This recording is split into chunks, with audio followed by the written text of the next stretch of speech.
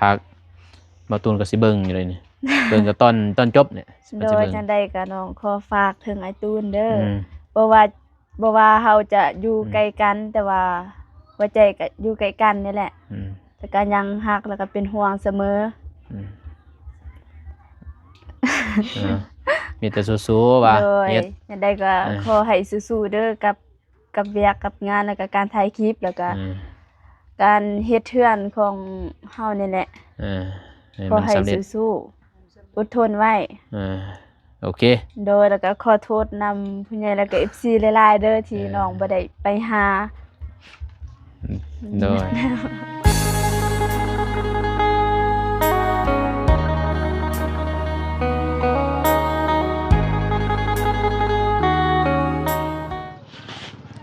เอาพี่น้องเอ้ยเนาะ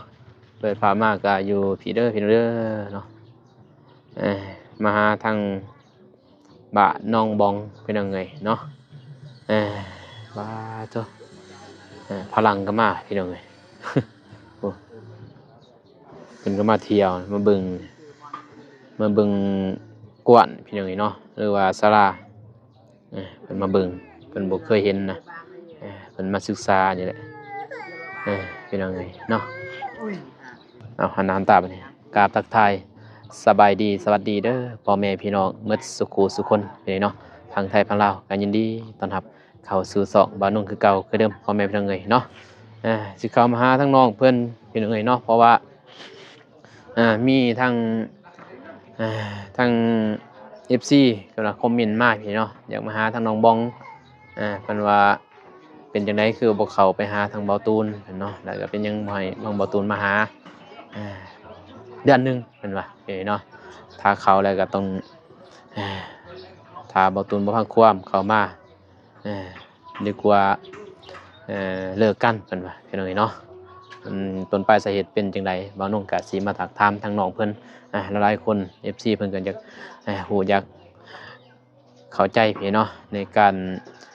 ประเพณีทางชนเผ่าเพิ่นแบบใดนะเขาถือกันแบบใดทางบ่าวนุ่งก็สิถามน้องซ้ำถามได้พี่น้องเนาะโอเคมีแต่เข้าไปหาทางน้องเพิ่นก่อนพี่เนาะเพราะว่าสิมีเสียงตู่เสียงเพลงในเขาจัดงานดอกงานดองพี่เนาะบ่าวนุ่งก็สิเข้าแล้วก็เผาไปซอยทางบ่าวตูนต่อพี่เนาะจักหน่อยหลังจากกินข้าวกินน้ำแล้วพี่น้องเนาะไปไปใส่ฮะซื้อสุพูสิอาบน้ำบ่ทันอาบน้ำบ่ซื้อไว้โดยเอาเขาเฮ็ดหยังเนี่ยงาน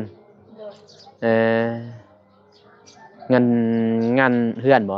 งานแต่ง เพราะตึงๆว่านี่เนาะไปเข้าไปเฮือนน้องเพิ่นก่อนซื้อกินแล้วบ่เขาบ่ตุนกินแล้วเขาข้าวเปียกบ่ตูนเพิ่นเข้ามาบ่ได้พี่น้องเนาะสิถามน้องบองเพิ่นบอกเพิ่นสิเข้ามาอยู่บ่ไปเบิ่งอันนั้นเบิ่งนี่กันว่าย่อเบิ่งอยู่บ่คลิป ย่อบ้านใหม่เป็นอย่างงี้เนาะมีวงได้หน่อยใหญ่เนาะคือเทื่อนก่อนก็ได้เสียงสิแห้งนี่ไปไว้ก็ได้เอาไปไว้ก็ได้สิซักเครื่องบ่บ่ติดลีก2ก็ลีก10ดอกเสียงเพลงเป็นไว้เนาะไปซ้ำเพื่อนตัวเองพี่น้องไปขึ้นถามน้องเพิ่นเป็นยังบ่ไปยก20บาท FC ถาม FC บ่แซด5บ่แซด5อยู่ คือว่าแซดอยู่กับไผกับเอื้อยพี่น้องเอ้ยเนาะเพราะว่า FC เพิ่นก็แซดมาหาหลายนะเป็นยังน้องบองคือว่าบ่ให้ทางเบาตูนมาเขาเรื่องเขาไล่เลยพี่หนุ่ยเนาะ เจ็บคอยังเจ็บบ่คอเป็นยัง เอาหายสิตามตรงๆเลยพี่หนุ่ยเนาะบ่ลงสิตามตรงเลยเพ บ่อยากฮู้เด้ประมาณจักมื้อบ่ให้มา เดือนหนึงเดือนหนึงว้าวโตอดได้อยู่บ่บ่เห็นหน้ากันเดือนหนึง โทรหากัน ตัวหาก็บ่คือเห็นหน้าได้เขาอ่ะบ่เห็นหน้าไกลๆกันเด้แม่นบ่ แต่สิจะได้เพิ่นว่าเฮาบ่พลัมกับมันสิผิดพลาดในอนาคตข้างหน้าหั่นน่ะ เดี๋ยวได้ผิดพลาด คือตามที่ผู้ใหญ่เขาบอกหั่นน้องก็ได้ถามแม่อยู่แม่ก็บอกว่าถ้าว่าน้องกับไอ้ตูนกับบ่ได้เป็นแฟนกันก็มาหากันได้ บัดนี้มันได้บอกว่าเป็นแฟนแล้วเนาะ โดยแต่ว่าอันนี้แบบเป็นแฟนก็ไปหากันบ่ได้ เป็นหยังย้อนหยัง ว่าไปหากันได้ก็ถ้าสมมุติเฮาได้เอากันก็อนาคตข้างหน้ามันสิเฮ็ดหยังบ่ขึ้นหั่นน่ะแล้วก็ถ้าสมมุติมีแบบได้ลูกแล้วก็แบบลูกเสียหั่นน่ะ อ่า เลือด สมมุติย้อนหยังจังบ่ได้บ่ให้บ่ตูนเข้ามาเอาเป็นย้อนเหตุหยังเห็นไดทางบ่ตูนเป็นหยัง นั่นทางไอ้ตูนแบบมีคนตายโหง โอ้แล้วทางบ้านน้องนี่ถือเสื้อถือเนาะ โดย ว่าบ้านใดไตฮุงเนาะ โดย ถ้าฮู้แม่นบ่ถ้าบ่ฮู้บ่เป็นหยังแม่นบ่ โดย ถ้าฮู้แล้วบ่ให้เข้ามา โดย คือผู้อ้ายนี่เข้ามาได้หมดเนาะ โดย แต่ว่าบ่าวตูนบ่ได้ย้อนบ่ได้ย้อนว่าคันว่าบ่แม่นสู้บ่แม่นแฟนเนาะเป็นแต่คือว่าแบบฮู้จักคืออ้ายฮู้จักกับน้องเนาะแบบอ้ายน้องแม่นบ่เข้ามาได้แม่นบ่เสียก็อย่าได้บ่ แบบนั้นก็เข้ามาได้แต่ว่าคนในบ้านน้องหั่น เขา อยากบอกปานใดหั่นน่ะ โอ้เขาบ่อยากปากน้ำ โดย แต่ว่าเว้าได้มาได้เนาะเออเพราะว่าเขาถือแบบนั้นพี่เนาะ ประมาณ ประมาณเดือนหนึง เดือนหนึง โดย เจอกันอยู่นอกก็บ่ได้ แบบว่าเจอกันได้แต่ว่าสิทักทายกันบ่ได้ ถามปากนี่บ่ได้ โดยแบบว่าเจอแบบผ่านๆกันได้ แนมเบิ่งเห็นได้ซื้อเอา ก็บ่ยากขี่รถไปแนมเห็นกันเด้อไป นั่นได้โอ้เพียงว่าบ่ให้เว้า โดย กันในโทรศัพท์อยากเว้าหยังก็ได้เนาะ โดย ถ้าว่าไปไกลกันพี่น้องคืออ้ายไปนี่เนาะซำน้องบ้องกับอ้ายนี่เนาะ โดย มีแต่เบิ่งกันซื่อๆได้ โดย แต่บ่ปาก โดย มันก็เป็นไปบ่ได้สัมปากคือ พี่น้อง ว่า เอ้ย เมื่อวานนี้น้องไปตลาดก็ได้พ่อที่กับคุณบาไอ้ตูนแล้วเนาะ แต่บ่ปากเพียงว่า มีบอกนั่นเด้ เพียงว่าคนบ้านโลดนะหมดบ้านเลย โดย โผล่พี่น้อง ก็มีแต่ว่าขี่รถกายผ่านไปนั่นแหละแต่ว่าอันนั้นก็แบบเป็นหมู่สนิทกันห้องเดียวกันสนิทกัน แต่ปากนำกันเนาะเกินว่าทักทายกันตลอดแต่ว่า มันเกิดนั้นขึ้นมาพี่น้องเนาะเกินว่าประมาณเดือนหนึงแม่นบ่ ปกติก็ปีหนึง ปีหนึง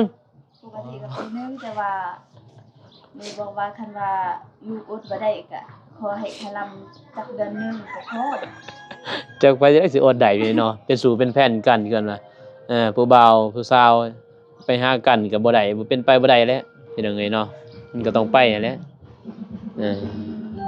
ตายแล้วในนั้น เดือนหนึงพุ่นเนาะพี่น้องเอ้ยเสกใหม่มื้อหนึงเพิ่นเปิดเสียงตู้ตัดบนใดบ่ได้สิตัดทิ่มพี่น้องเนาะFC ก็ข้างคาใจเนาะประมาณเดือนหนึง เลย จังได้เห็นหน้ากันเนาะจังได้ไปหากันได้แม่นบ่ เลย พี่แล้วได้เพื่อน ทางเบาตูนก็จับบ่ได้เด้อพี่น้องเอ้ยเนาะเพราะว่าโมเมนต์เป็นเพื่อนเขาเด้แต่ว่าเบาตูนจับซอยน่ะนะจะบ่ เลย ซอยยังอันใดอยู่พี่น้องเอ้ยเนาะแบบซอยเฮ็ดนั่นซอยนั้นซอยทำได้อยู่มันบ่เฮ็ดบ่ได้เด้ก็เลยว่าทางเบานุ่งเองเฮ็ดหมดพี่เนาะก็คือว่าเอาทั้งศิลวัตรนะแล้วก็อาหารนั่นหานี่น้องบองมีแต่ให้น้องๆร้านบ่ซื้อบ้านนี่เนาะ น้องซื้อเอง ซื้อเองก็บ่เป็นหยังดอกแม่นบ่ น้องซื้อเองแต่ว่าถือหันล้าน ว่าอย่างนั้นเนาะ เลย เพียงว่าเฮาบ่ได้ไปให้แม่นบ่ เลย แล้วก็บ่ได้มาเฮือนเนาะ เลย กันเอามาเฮือนนี่ก็บ่ได้เด้อพี่น้องเอ้ยเอามาเฮือนมาหยังนี่ก็มันตามเหตุของเพิ่นนั่นแหละสิอดได้อยู่บ่เดือนหนึง ก็เลยคือเว้าน้อง ยามที่ทอดก็มีแต่โทรหา โทรหาเอา โ โทรบ่คือเฮ็ดหน้าเด้อพี่น้องเอ้ยเนาะแบบโทรก็บ่ติไผดอกผู้บ่าวผู้สาวตะกี้คือกันนั่นแหละ FC ก็คอมเมนต์มาว่าน้องบองมีผู้ใหม่แล้วบ่คือบ่ไปย่อเฮือนว่ามันบ่แม่นเด้อพี่น้องเด้อเพราะตามหีตามคลองเนาะมันบ่ได้ มันได้แน่งที่แท้ตามเหตุเพิ่นนี่ประมาณปีหนึงแม่นบ่ โดย ตามเหตุเพิ่นเด้ถ้ามีอยู่ในบ้านนั้นมีแบบคนตายฮูงบ่พี่น้องตายบ่ดีนะแล้วก็ถ้าว่าหมดบ้านเลยเขาสิบ่ปากน้ำแม่นบ่ โดย เห็นหน้าได้แต่บ่ปากนั่นนี่ก็เลยว่าถ้าว่าเฮาปากยังมีเกินว่าถ้าเฮาเอาลูกเอาเต้าก็ลูกก็สิบ่อยู่นํแม่นบ่ แม่น ก็เลยว่าทางน้องเพิ่นย่านพี่เนาะเกินว่า อันนี้ก็ที่น้องก็เห็นอยู่ที่ไอ้ตูนเพิ่นเว้าในคลิปหั่นเพิ่นว่าน้องแบบเว้าบอกเลิกหั่นน่ะอันนั้นน้องก็ขู่เอาเพราะว่าน้องย่านไอ้ตูนเพิ่นสิมาอีหลีหั่นน่ะน้องก็เว้าขู่เพื่อให้ไอ้ตูนเพิ่นย่านแล้วบ่กล้าเข้ามา ย่านบ่ตูนนี่แนวบ่ตูนนี่เชื่อแนวบ่แน่เด้พี่น้องเนาะเชื่ออยู่เรื่องเหตุนี่เนาะมันเชื่อแต่ว่าเพิ่นเชื่อแนวบ่แน่50-50นะเกินว่าเพราะว่าในใจนี่เพิ่นว่าถ้าเฮาเฮ็ดเฮาก็ได้นะถ้าเฮาบ่เฮ็ดก็บ่ได้แม่นบ่มาสินั่นเฮ็ดแนวนี้ก็อย่าถ้าเฮาบ่เฮ็ดบ่สร้างก็บ่ได้เพิ่นก็เลยว่าให้ทางน้องบ้องว่าสิบอกเลิกเพิ่นว่าเดือนหนึงถ้ามาบ่ถึงเดือนนี่บอกเลิกเพิ่นว่าจังได๋ก็เข้าใจน้องเพิ่นอยู่ยันแบบเพิ่นว่าเกิดนั้นมาเนาะ ที่แบบว่าที่น้องเว้าเป็นแนวนั้นก็เพราะน้องแบบ ปราบ โดยแล้วก็แบบ เป็นห่วงแม่นบ่ เพื่อไว้อนาคตข้างหน้าหั่นน่ะ เป็นห่วงทั้งน้องบ้องแล้วก็บ่าวตูน โดย ย่านอนาคตมันเคยเป็นแม่นบ่บ่าวตูนบ่ตามน้องเรา แต่บ้านน้องเคยเป็นแล้ว เอ่อแบบ สมัยปู่ย่าหั่น สมัยปู่ย่า โดยเคยเป็น แต่สมัยปู่เจ้านี่มีบ่ยังมีบ่ ยัง สมัยปู่เจ้ายังมีบ่บ่ทันเห็น โดย ก็เลยบ่อยากให้มีซะเนาะ โดย เนี่ยมันบ่ดีไปเลยเนาะน้องเพิ่นบ่อยากให้มันมีนั่นแหละก็เลยว่าตัดตัวนั้นมันเดือนหนึงแต่ว่าทางบ่าวตูนนี่เขามาบ่ได้มีแต่บ่าวนงแหละสิเขามาหาน้องเพิ่นมีหยังก็สิเขามาหาดนๆเทื่อนึงนั่นแหละพี่น้อยเนาะ โดย สิมาเยี่ยมยามน้องถ้าว่าคันว่าเว้าไปพุ่นก็บ่ได้สิออกไปบ่นอกก็บ่ได้แม่นบ่เพียงบ่ได้หมดนะคือน้องมองว่าแหละไปได้ซ้ำนี่ได้แต่ว่าปากนำกันบ่ได้ก็ซ้ำบ่ไปนั่นแหละแม่นบ่เห็นหน้าสิเว้าหยังก็ไผสิอดได้ก็สมมุติเห็นหน้าแม่นบ่คืออ้ายอยู่นี่เนาะเจ้าอยู่นี่บ่ตูนอยู่นี่แม่นบ่ โดย สิอดได้บ่สิบ่ปาก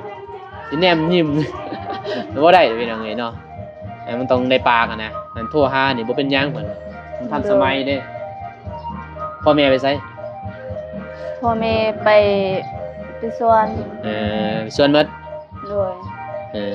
แต่ว่า ส่วน น้ กา อง แฟ นี่เนาะแม่บอกให้น้องพาเอ้ยไปหมอ ไปห้องหมอมื้อนี้ โดย อยู่ไสห้องหมอไส หมอทะแตง เป็นหยังเจ็บบ่ โดย เจ็บแห้งบ่ บ่ปานใด เออบ่ทันเศร้าบ่เจ็บหมดลูกนี่บ่ โดย โตนี่แค่นี้แหละพอ คือกันแม่บอกให้น้องพาเอื้อยไปแล้วก็ไปกวดอันนี้แหละเพราะว่ายาก็หมดแล้วกวดแล้วก็ไปซื้อยานำ อืมยากเลยพี่น้องเอ้ยเนาะเป็นโรค แต่ว่าเอื้อยนี่ยินเพิ่นเว้าวิญญาณนี่ว่าบ่ไป เพราะว่ามัน เป็นหยัง แต่ว่ามันเจ็บหั้นนะเพิ่นว่ามีแต่ว่าน้องเพิ่นบอกให้มีแต่ว่าน้องไปซื้อยาเอา ซื้อยากิน โดย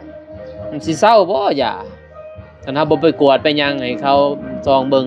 แต่ว่าไปอยู่หมอน้อยนี่คือเก่าคือเบาเตียงพาไปตอนนั้นนั่นแหละพี่น้องเอ้ยเนาะทางแพทย์หมอเพิ่นก็แนะนำให้ไปโรงหมอใหญ่แบบโรงหมออยู่เวียงบ่อยู่ซี่บ่นั่นน่ะอย่าบอก สิกล้องมาใหญ่แล้วบ่ ก็ใหญ่แล้วหันก็เข้าไปโรงหมอใหญ่ได้ให้เพิ่นเสกเพิ่นหยังเพิ่นฮู้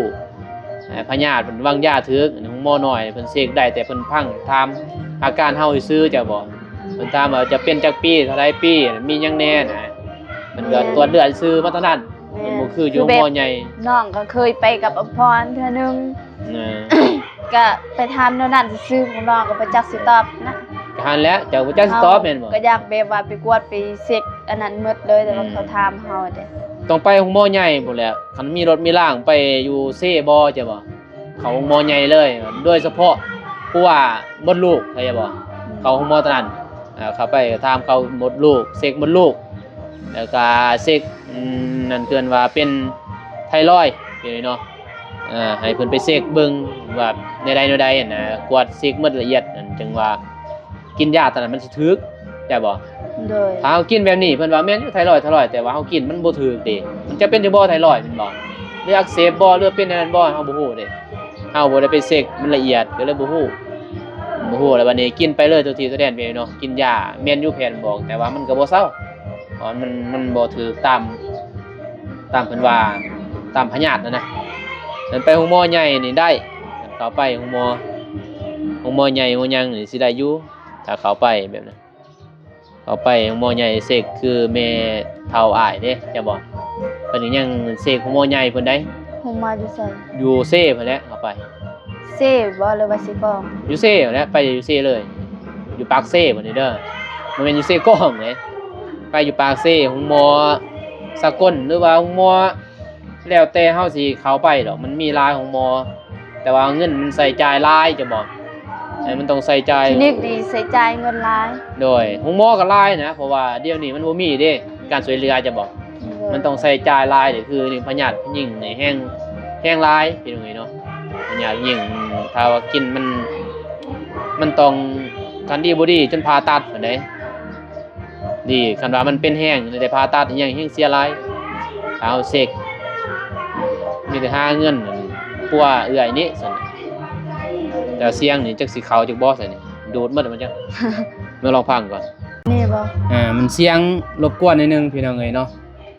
แต่พวกโซนิดสาวนูนาสิเข้ามานี่เสียงบ่ได้ดอกเปิดตู้นี่แล้วหมด เงียบเลยแม่นบ่ติดเลยสิถ้าว่าแห้งคือเบานุ่งนี่สิลองตัดก่อน ได้พวกเอ้ยเพิ่นว่าสิเข้ามามื้อนี้บ่ มื้อนี้เพิ่นยังกินข้าวเปียกบ่เขากินข้าวเปียกอย่างนั้นถ้าอ้ายซื้อข้าวเปียกแล้วก็มาเลยวนกินข้าวเปียกอีกแต่ว่าเขามาถ่ายก็บ่ได้ดอกเสียงมันแห้งมีแต่มืออื่นนี่ก็ยังกินอยู่ อยู่เฮือนน้องก็เลยบางทีสิได้อยู่ มันก็เลยเจ้าก็ อัน ไป นี้ หัน แบบเพื่อนติดกัน เจ้าก็ไปหันเด้อคันว่าเอื้อยเพิ่นมานะซองมาเด้อเจ้าก็ไปทายอยู่หันลองเบิ่งอยู่นี่จักได้จักบ่ลองอายลองทายเบิ่ง ลองเอาลงเบิ่งมันสิได้บ่ ถ้าบ่ได้ก็ลบทีมมันได้มาเลยบ่ได้ก็ลบทีมแม่นบ่ติดผู้ดีแล้วไปเลยได้บินได้สองน้องบองก็เป็นถ่ายในคลิปบัดนี้เอากล่องโทรศัพท์นี่เองบ่จะถ่าย กล้องโทรศัพท์เพิ่นบ่โดยโทรศัพท์ที่ผู้ใหญ่ฝากมาให้ โอ้ใส่ตอนนั้นบ่ โดย รุ่นใด รุ่น iPhone 12 ดีแล้วใส่ตอนนั้นผู้มันมาเลยเสียงตู้เสียงเซฟซาวนูน่าใส่ไว้ดอกใส่เสียงตอนนั้น มันบอกกันเนาะ เสียงเสี ไป ยบอะเนี่ย เฮือนน้องก็เด้ยก็ได้ไปท่า โอเคบอกเพื่อนไปอย่างนั้นเป็นยังไงเนาะเป็นยังไงบางนึงเสียงเพลงเข่าเป็นยังไงเนาะมาลงก็เลยเขาเปิดตู้เขาก็สิรบกวนเพิ่นบ่ได้เพิ่นกำลัง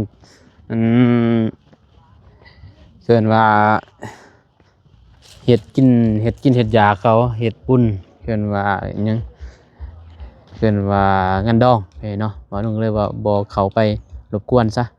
น้องเพิ่นเว้ากับสัมภาษณ์หน่อยนึงเนาะก็ทำที่เบาน้องสัมภาษณ์แหละที่ทาง FC เข้าใจเนาะทางน้องเพิ่นเนาะทางน้องน้องบองทางน้องบองเบาตูนก็พูดแล้วพี่น้องเอ้ยเนาะเพิ่นก็สิได้พอๆกันก็ประมาณเดือนนึงพี่เนาะที่น้องบองเว้าใส่เบาตูนว่าถ้าเขามาพี่เนาะถ้าว่าเขามาก็ว่า ถ้าเขามาหาน้องเนาะน้องบองก็สิบอกเลิกเพิ่นว่าเนาะเลิกกันสะได้กลัวเพิ่นว่าเนาะถ้าเขามาน้องบองว่าแบบนั้นบ่แม่นว่าน้องบองมีคนใหม่หรือว่า น้องบองเพิ่นบ่ฮักบ่ตูนบ่แม่นพี่เนาะเพิ่นฮักย้อนเพิ่นฮักเพิ่นว่าจึงบอกแบบนั้นเพื่อเพิ่นว่าปราบเพิ่นว่าปราบให้บ่ตูนญาติแม่นเนาะบ่ให้น้องบ่ตูนบ่ให้บ่ตูนนี่เข้ามาหาน้องบองพี่เนาะเพราะว่าตามฮีตามข้องเขาแหละเขานับถือกันมาแต่สมัยโบราณพุ่นแหละบ่าวนุ่งก็บ่เข้าใจดอกตามฮีข้องเขาเฮาก็เชื่อบ่เชื่อแต่เฮาบ่ลบหลู่ไปเนาะในสิ่งที่เฮาอยู่บ้านเพิ่นเฮาต้องนับถือคือบ้านเพิ่นหั่นนะพี่น้องเนาะพี่น้องบองก็เลยว่าย้อนฮักถ้าว่ามาหากันพี่เนาะตามน้องบองว่าถ้าว่ามาหากันแล้วถ้าเฮาสมมุติเอาอยู่เพิ่นเอากันอยู่กินนำกันเพิ่นเอาเป็นผัวเป็นเมียแล้วถ้าว่าได้ลูกพี่เนาะก็ลูกก็สิบ่ได้อยู่นำเพิ่นว่าตามความเชื่อเขาแบบนั้นถ้าว่าบ่ได้ลูกบางทีก็ผัวบ่ได้อยู่นำบางทีเมียก็บ่ได้อยู่นำเพิ่นว่าตามเขาเชื่อถือเนาะแนวนั้นก็เลยว่าทางเบานุ่งก็เลยว่ามาถามให้ละเอียดพี่น้องเนาะไปหากันนี่บ่ได้ประมาณเดือนนึงแต่กีแต่ก่อนให้คักปีนึงบ่ได้พี่น้องเนาะถ้ามันตายแบบปกติตายเจ็บตายไข้ก็บ่เป็นหยังพี่เนาะนี่มาตายคือว่าผิดธรรมชาติก็เลยว่าอยากแน่พี่เนาะมีแต่ตลอดท่ามีหยังฮะเฮ้ยน้ำโอ้ยซื้อหยังมีนะนี่เลยปะมากันซื้อเทื่อนซื้อแล้วก็มาขอบใจหลายจังได๋น้องเพิ่นเสียกำลังจะเทื่อนเอาให้พี่น้องเอ้ยเนาะก็เลยว่าแวะมาพี่มาหาเฮือนน้องก็เด้อเลยซะพี่น้องเอ้ยตามที่เข้าใจกันเด้อพี่น้องเด้อน้องบองเพิ่นก็ไปบ่ได้บ้านเบาตูนบ่น้องบ่ได้ซื้อน้ำเพิ่นก็ต้อนรับอีกเฮ็ดหยังสบายดีเด้อสาวนิดสบายดีเด้อสบายดีน้องกระเดยน้องบองสัมภาษณ์แล้วมื้อนึงพี่น้องแต่ว่าเสียงตู้บองแห้งจังสิได้จะบ่เนาะนั่งคลิปเก่า คลิปเก่านั่นแหละนี่สิเอาคลิปใหม่ได้อีกคลิปเก่ายังบ่จบนี่สิเอาคลิปใหม่เปิดถ่ายเลยโลดสนุกถ่ายเลยนู่นน่ะยังแต่ว่ามันบ่แห้งอยู่หั่นโอ้เสียงเข้าไปพังไปเบิ่งหน่อยเด้อจักหน่อยจะเข้าเบิ่งเสียงความมันแห้งน้องๆเคยเนาะโดยเฮ็ดยังหัวหน้าฮะงานดองบ่งานดองบ่งานดองเพื่อนนั่นแหละงานดองเพื่อนบ่โดยโอ้โดยตู้ดังคักกะลีเนาะบ่แม่นนี่ผู้ใหม่เด้นี่กำลังเฮ็ดเด้นี่ตัวงานนี่บ่กำลังสิตั้งงานดองงานหลายแหละยังน้องก็เลยกับน้องบ้องเนาะก็เลยนี่ยังดนซ้ำก็ซ้ำเฮามีนั่นแหละเสียดลายก็เฮาบ่มีเด้เราก็คนบ่มีโดยผู้ใดมีก็เสียดใหญ่บ้านเองบ่เนาะบ้านทุ่งว่ายเจ้าสาวบ้านทุ่งว่ายแปลวไก่นี่เนาะมี2งานมื้อนี้วะโดยอยู่นี่แม่นเพิ่นเอาคนบ้านทุ่งว่ายบัดอยู่พุ่นเด้บัดอยู่พุ่นคนบ้านเดียวกันทีนี้ดอกอันบ้านเดียวมันสิใหญ่แน่บ้านอื่นสิบ่ใหญ่ผมสิแต่งหมู่มาเด้มันแพงเด้โอ้แพงนะครับ200โดย200พุ่นอะไรถึงกระโปรงกระปองเนาะกระโปรงกระปองได้คือแบบตัวบงจังซ่าแม่นบ่โดยน้องเครื่องเพื่อนเนาะโดยแล้วแต่เฮาให้นะก็หลายหมดมันก็หลายแต่สร้างเขาก็ไล่เลยแต่ว่าสิให้บัดเดียวบ่ดอกก็บ่มีปานนั้นตามที่บ่าวนุ่งเคยไปอยู่บ้านทงวายเพิ่นไปกับบ่เตียงและไปสัมภาษณ์เพิ่นแบบเดียวคือแบบเดียวบ้านกันดอนนั่นแหละกับบ้านกันดอนใหม่เนาะโดยกินข้าวกินน้ำมาแล้วบ่เลยว่าหยัง กินแล้ว กินเพิ่นเด้เพิ่นไปกิน เพื่อนแม่กินเพื่อนเลย อืม เขามาหาผมน้องเลย น้องบองแล้วบ่ทันกินบ่ถือมาเลย ยังบ่หิว มันมืดแล้วบ่ปานนี้ เดี๋ยวได้หมดดอกน้องบองคลองมากเลย เด้อ อืมเมื่ออยู่ข้าวเปียงได้เพิ่นมากผู้ใหญ่เพิ่นซื้อมาตอนนั้นซื้อแต่ข้าวเปียก เลยเนาะเพื่อนก็ว่าเรื่องเซนมากอันนี้เลย กับเพื่อนนี่ก็ยังบ่มักปานใดเด้เพิ่นว่า โอ้ มากแต่ข้าวเปียกกับข้าวปุ้นนั่นแหละกินได้แบบเปียกข้าวปุ้นเพิ่นน่ะมักเส้นใหญ่ๆเลยเธอสรุปบ่ได้ไปเดือนเบาตูนได้บัดนี้ประมาณเดือนหนึง โดย ทางสาวนิดทาง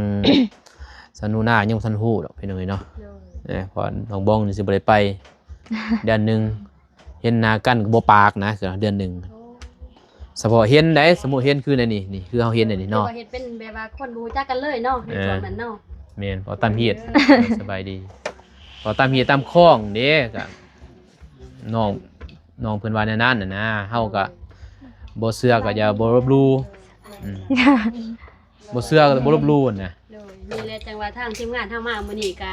เพราะว่า FC เพิ่นแต่ละหมองแต่ละบอนเพิ่นอยากเข้าใจกระจ่างแจ้งกับเรื่อง โอเคเป็นยังไงเนาะมาน้องก็สิออกเดินทางนั่นแหละไปเฮือนบ่ตูนต่อมีหยังก็ให้ทางน้องมองเพิ่นฝากทางบ่ตูนเฮ็ดจังได๋ให้มันมีกำลังใจในการทำหน้าที่เกินว่ามีแต่บ่ตูนเฮ็ดได้บ่น่ะพี่น้องเอ้ยเนาะเอาฝากบ่ตูนก็สิเบิ่งอยู่เลยนี่ เบิ่งก็ตอนจบเนี่ยมัน โด สิ ย เบิ่ง จังใดก็น้องขอฝากถึงไอ้ตูนเด้อ อืม บ่ว่าเฮาจะอยู่ไกลกันแต่ว่าหัวใจก็อยู่ใกล้กันนี่แหละ อืม แต่ก็ยังฮักแล้วก็เป็นห่วงเสมอ อืมมีแต่สู้ๆว่า โดย เฮ็ด จังใดก็ขอให้สู้ๆเด้อกับเวียกกับงานแล้วก็การถ่ายคลิปแล้วก็ อืม การเฮ็ดเทือนของเฮานี่แหละ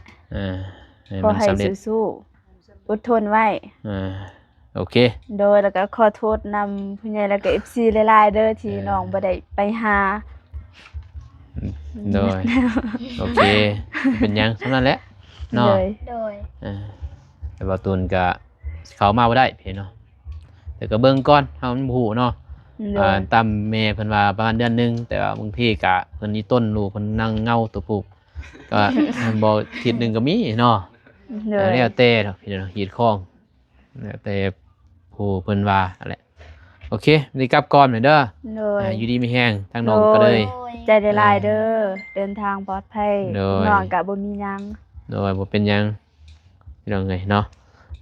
น้องก็เลยก็ดีใจนํเด้อได้ไฟมาไต่เด้บาดนี้ไฟแล่นให้ไฟผ่าเลยบ่แล่น โดย คือบ่ติดนั่นติดนี่เนาะแล่นก็คอร์ดซื่อๆคือบ่คักเนาะ แล้วแบบมันบ่มีใบสมุนครัวนะ บ่มีสมัยสมุครัวก็เลยว่าติดให้บ่คักบ่ คัดโดย จะติดขัด เกิดว่าบ่มีสนุกครัวคือว่าบ่แล่นให้คักนี่ มันก็แล่นดีติเนาะตอกใส่ไม้ซันยังแม่นบ่นี่ก็เทือนก็ตอกใส่ตะปูเด้นี่มันดีงามนี่เกี่ยวหันคือ คืองูเฮ็ดได้ดีพี่น้องเอ้ยเนาะโอเคกลับก่อนเด้ออยู่ดีมีแฮง โดย หมดสู่ๆคนนั่นแหละโดยไปพี่น้องเอ้ยมาใหม่ได้บ่อืม ไปพี่น้องเอ้ยเนาะไปเด้อโดยไปเด้อบ่าวสนิทโอเคไปพี่น้องเอ้ยออกนี่จะไปหาทางเบาตูนเพิ่นพี่น้องเนาะบ่าวน้องก็คือบ่าวน้องเว้านั่นแหละพี่น้องเนาะจังได๋ก็รอเบิ่งรอชมก็ทางน้องเพิ่นก็ยังหักยังแพงคือเก่านั่นแหละบ่มีดอกเนาะว่าบ่ฮักมันเป็นตามเหตุตามข้องเฮาก็ต้องเชื่อผู้ใหญ่เพิ่นเฮาอยู่นำกรอบทางผู้ใหญ่เฮาสิลบหลู่ทางผู้ใหญ่เพิ่นก็เป็นไปบ่ได้เลยเนาะพี่ได้ก็ให้ทาง FC เพิ่นต้องเข้าใจนำเด้อพี่น้องเด้อเนาะอย่าโทษทางผู้นั้นอย่าโทษทางผู้นี้พี่น้องอย่าโทษทางน้องๆเพิ่นพี่เนาะทางน้องเพิ่นก็เขียนฮอดก็คือคนเฮาหากันมักกันอันนี้มันก็จังได๋ก็บ่เห็นกันมื้อหนึงก็คือเป็นเดือนนั่นแหละพี่น้องเนาะแต่ว่าเฮ็ดจังได๋มันเกินว่าเฮ็ดของประเพณีมันเขาก็ต้องเพิ่นเชื่อถือมาเฮาก็ต้องเชื่อถือพี่เนาะแต่ว่าน้องพาเพิ่นลงเรือนต่างสร้างเรือนเองแล้วว่าน้องก็สิจึงคอยล้มน้องเพิ่นให้ถือ ศาสนาพุทธมันจึงง่ายๆแน่พี่น้องเอ้ยเนาะโอเคพี่น้องคลิปนี้บ่าวนุ่งก็ขอบใจทั้งผู้ใหญ่ใจบุญทุกท่านและ FC ทุกท่านที่เข้ามาติดตามรับชมก็ขอให้ FC และผู้ใหญ่ใจบุญทุกท่านอยู่ดีมีแรงหมดสุขสุขคนเด้อพี่น้องเด้อเนาะสุขกายสบายใจนอนให้ได้เงินหมื่นตื่นให้ได้เงินแสนแบนมือมาได้แก้วมีโทษหายก็จะได้มาเบียดเบียนเสนียดกันได้ที่จะได้มาไก่เด้อพี่น้องเด้อหมดสุขสุขคนสาธุพี่น้องเอ้ยพบกันใหม่คลิปหน้าคลิปนี้ขอกล่าวคำว่าสบายดีพี่น้องบ๊ายบาย